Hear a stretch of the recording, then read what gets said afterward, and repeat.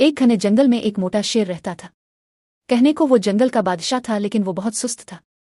वो खा पी के हमेशा सोया ही रहता था, जिसकी वजह से सब जानवर परेशान थे कि अगर किसी ने जंगल पर हमला कर दिया तो हमारी हिफाजत कौन करेगा। एक दिन जंगल में भेड़िया आ गया। इसने ऐलान किया, मैं अब जंगल का बादशाह हूं, सब मेरे हुक्म पर चलेंगे। सब जानवर डर गए। सब जानवर शेर के पास गए तो शेर सो रहा था। फिर वो सब आपस में मशवरा करने लगे। बंदर ने मशवरा दिया, अगर हम सब मिलकर काम करें तो भेड़िया हमें नहीं डरा सकता।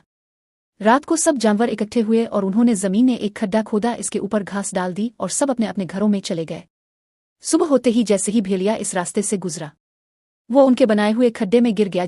उन्होंने भेड़िए को पिंजरे में कैद कर दिया। भेड़िया मुआफी मांगने लगा। सबने इसे मुआफ कर दिया और कहा कि वो अब दोबारा से जंगल की तरफ न देखे। भेड़िया खौफजदा होकर भाग गया। इखलाकी सबक, मॉरल लेसन। इत्तेहाद में ताकत है। जब हम सब मिलकर काम करें तो सबसे बड़ा दुश्मन भी हमें नहीं हरा सकता।